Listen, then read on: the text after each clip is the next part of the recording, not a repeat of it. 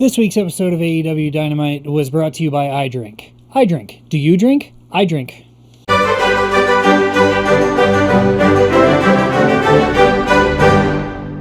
We start off the February 18th episode of Dynamite with a promo dump. That's the only way I can describe it. It was a promo dump. Everybody and their grandmother had a promo to start off the episode.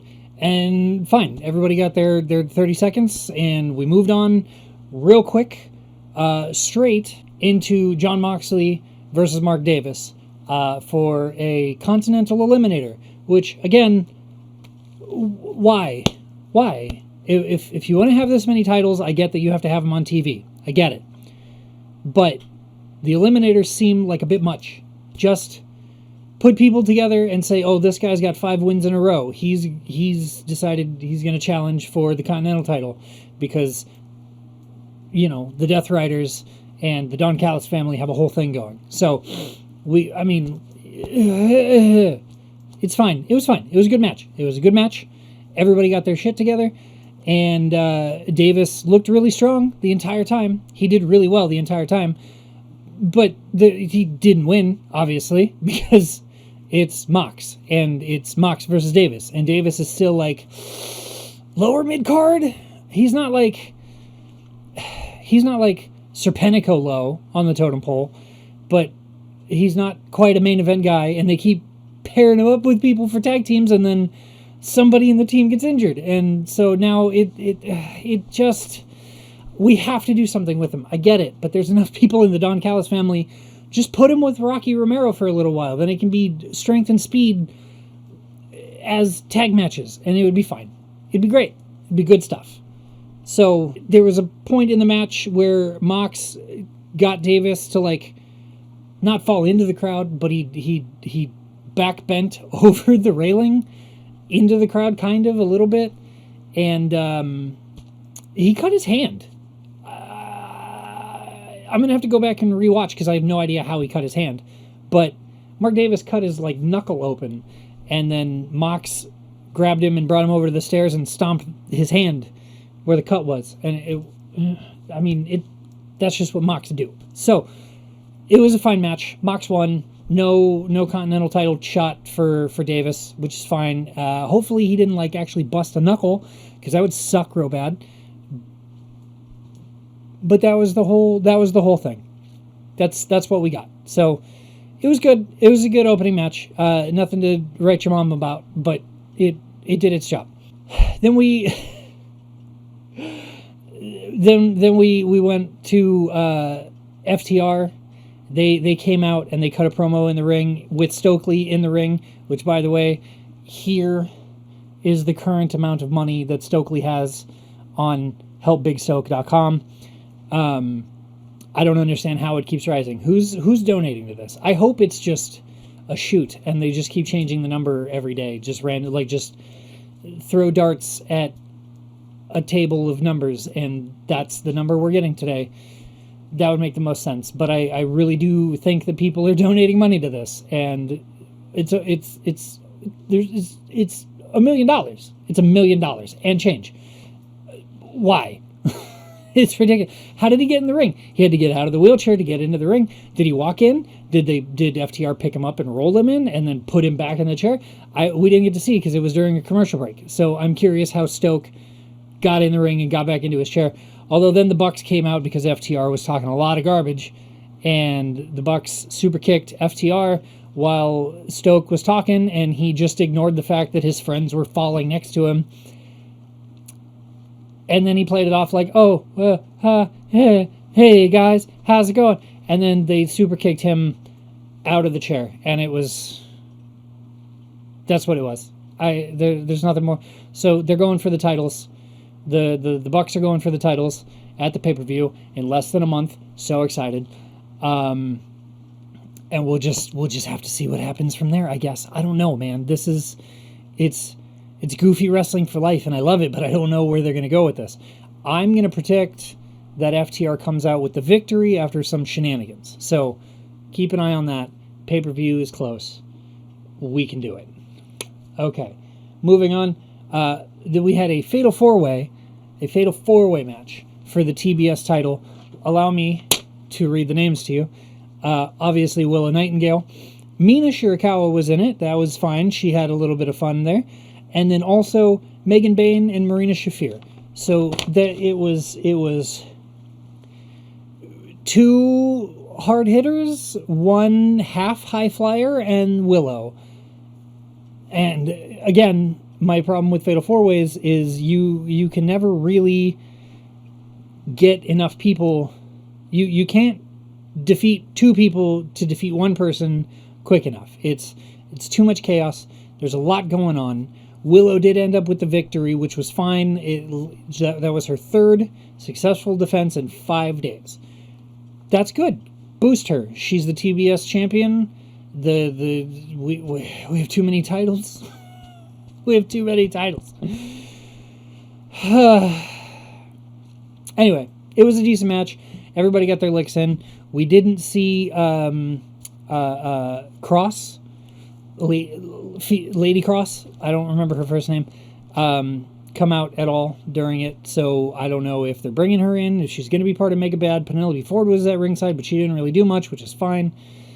And Willow got the victory, and she's still the TBS champion. She shook Mina's hand at the very end, and everybody just kind of disappeared their own separate directions. So, good stuff. We followed that up with Hangman Page and MJF having a little thing in the ring, and MJF, so good on the mic. So good on the mic, people forget how good of a wrestler he actually is, but he's a great wrestler. And he just cut a super good promo. And then Paige was like, okay, well, let's make this match like bigger than any other match that we've had for that title, or that anybody's had for that title, or whatever. Let's make it really count on the pay-per-view, because it's a pay-per-view and I'm coming after it and I'm going to get it. I'm going to take it from you. And MJF was like, meh, wrestling match. We're just going to have a straight-up wrestling match, and I'm going to beat you because I know I'm better than you. And then Hangman was like, okay, well, how about this? I'll name the stipulation, and if I lose, I'll never go after the title again. And now here's my problem. No.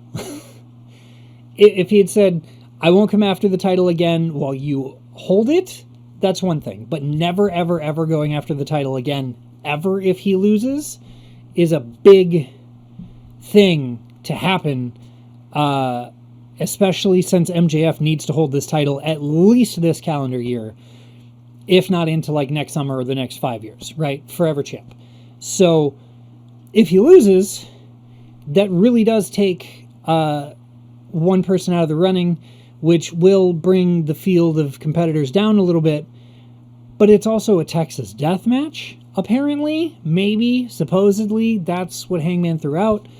We'll see if that's what happens. Probably Saturday. I'm sure we'll find out Saturday, if at the very latest next Wednesday, to see what the actual stipulation is going to be. But if it's a Texas death match, and if Hangman loses, he can never go for the title again, ever, ever, ever, that's a lot. And I don't know if we can all handle that, because Hangman is such a beloved member of the AEW roster. I don't know if they'll be able to pull that off. But again, we're less than a month away. We're going to figure this out. Everything's going to work itself out, hopefully, in the end. I don't know what else to tell you. We got a Death Riders promo calling out Takeshita, essentially.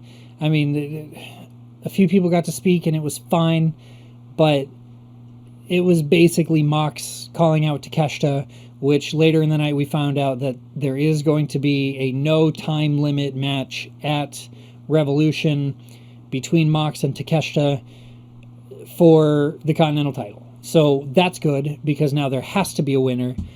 I don't remember how the no time limit rules are, if it makes it a no DQ match, like anything goes. So like weapons can become involved, Death Rider people and Don Callis people can come running out and interfere. I don't remember. I'm pretty sure not, but I'm not gonna hold my breath on it just in case I'm wrong, because I could be. I'm wrong a lot. Never mind. Then we got Orange Cassidy and Tomohiro Ishii versus Kid and Connors. And boy, those boys work well together.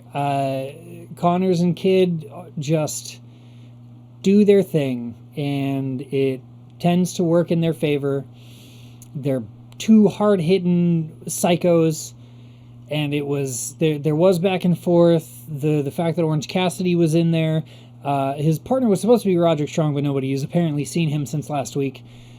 So I'm curious how that's going to all come to a head. I don't know if this is where we start to make an Adam Cole return or not, or Kyle O'Reilly return or not. Like, I don't know what's going on with this, although Kyle was into the conglomeration thing, and Strong just isn't. He wants no part of it, which, fine, do your thing, man.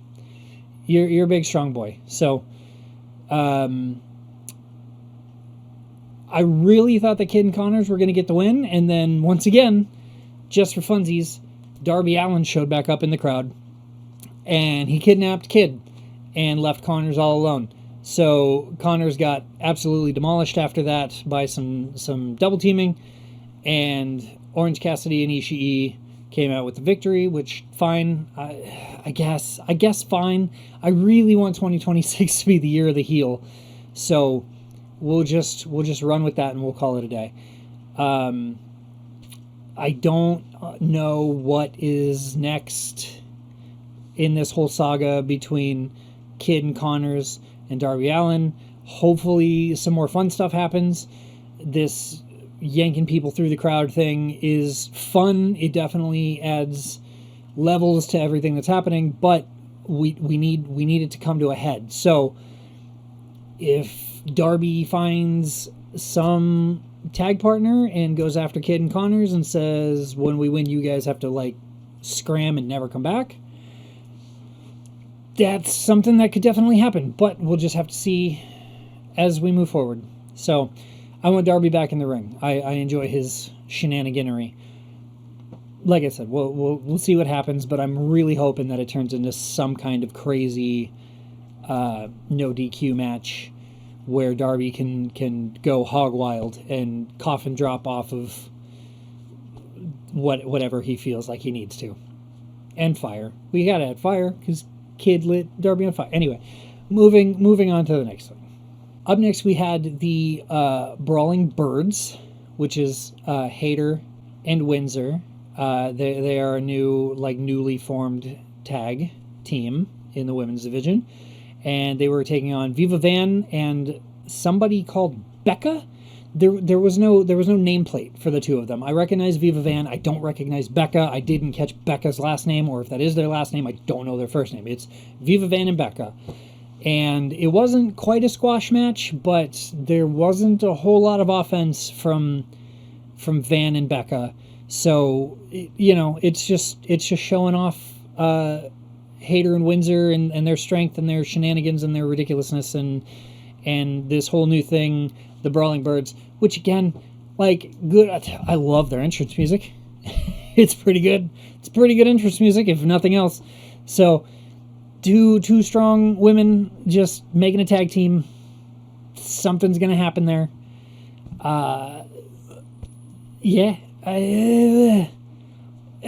It's just there. It's fine. It works. They'll make it work. It works. You get what I'm saying. Then we came to a match that I have issues. I have issues with the eliminator matches, especially like Mox versus Davis for as a Continental Eliminator. Fine, single title, singles match, eliminator, got it. But we had Kevin Knight versus Beast Mordos as technically, I guess, a trios title eliminator match. I don't understand how you can have an eliminator match for the trios titles in a one-on-one altercation. They're really pushing Knight right now, which is fine. He's a good competitor. It was a high-flying, hard-hitting match. Mordos was doing his Mordos thing. Kevin Knight was doing his Kevin Knight thing. They both, if you know, you know. They both have their own thing going on. And everything worked really well. They flowed together super well. Like I said, lots of high flying. Beast Mordos did that tornado tope thing, and that surprises the hell out of me every time because he's a very big man. But it was a good match. Kevin Knight ended up with the win, so no trios shot for El Gobernable, the Ungovernable ones, whatever. Which, fine. We haven't even seen most of them for weeks. I'm pretty sure they're all kind of just chilling on Ring of Honor right now. So, whatever happens there, cool. If Kevin is actually trying to go for some kind of singles title and he's just stacking wins right now to go for that, cool, man. Mike Bailey needs some of this too, like, unless he's secretly injured and they haven't told us. Although there is a trios championship match this upcoming weekend between the Jet Set Rodeo. Still not sure how I feel about that name versus the Demand. So I'm cool with that. I'm kind of hoping that the Demand take it because I'm a huge fan of Ricochet's, and I am a mark for Ricochet, and I want him to hold more than the one title that doesn't exist ever because we never see it or whatever. They did cut a promo after this match to basically say, hey, like, we're coming after the trios titles, so get ready. And Toa Leona just started to go off, and Bishop Khan was standing there like a weirdo, just staring through his fingers, doing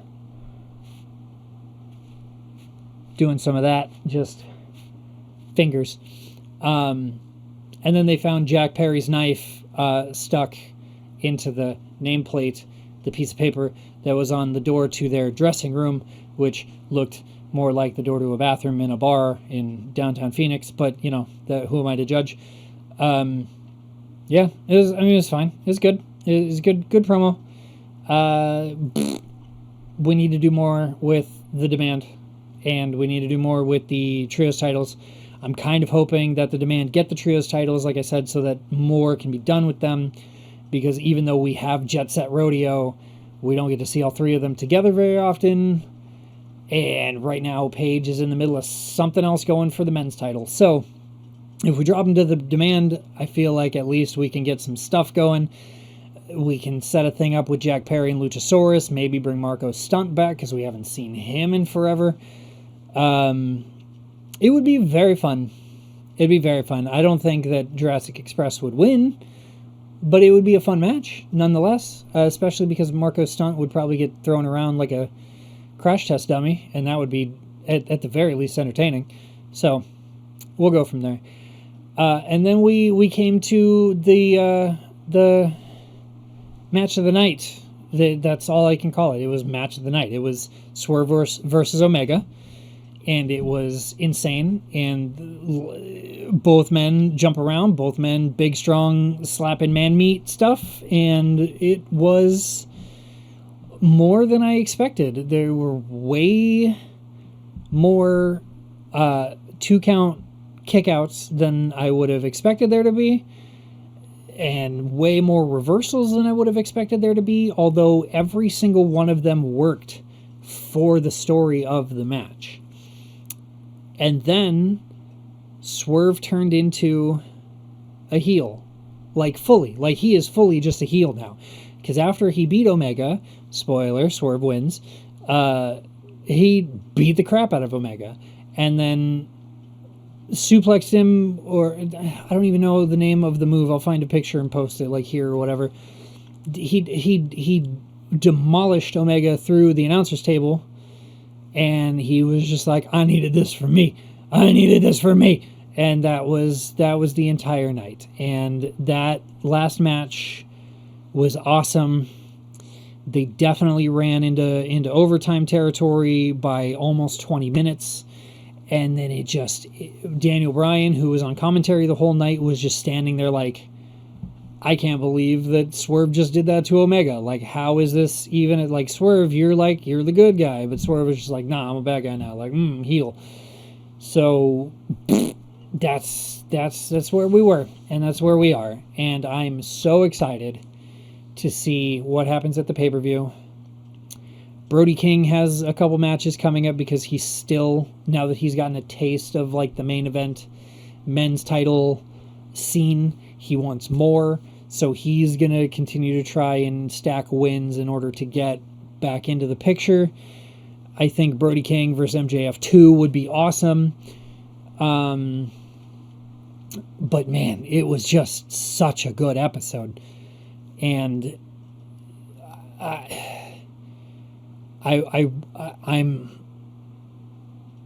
want heel swerve. Like, I want it. I want it so bad. So hopefully that'll continue and we'll have a fun time with it. I don't know. I mean, I'm sure Omega's going to be back next week or whatever. Like, you know, he'll take the week off. He'll go home, rest up for 5 days, fly back out to wherever they're going next. I'm not even 100% sure. And then we're trucking on toward Revolution. And I'm curious to see what more Darby's going to do. I'm curious to see what more Jack Perry's going to do. I think in the end, we should give the demand of the trios titles, and then we should drop the national championship to Jack Perry, at least until like Luchasaurus gets healed up.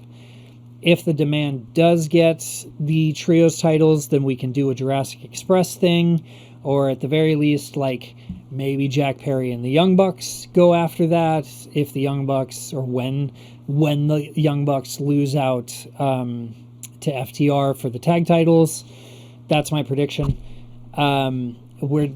There's so much going on, so much. I'm so excited. All right. My eyes hurt. I've been wearing my contacts for far too long. I hope you guys have a great night. If you're getting in on this early, stick around. We're going to have a lot of fun. So, keep everything moving. Have a great week. Be kind to yourselves. Do 3 things this week that make you laugh. Do 3 things this week that make you laugh. Inside jokes or whatever. Whatever you want to do. It's your life. So, but I will see you Saturday night after Collision. We're gearing up. We got a lot of stuff coming. Get excited. Peace.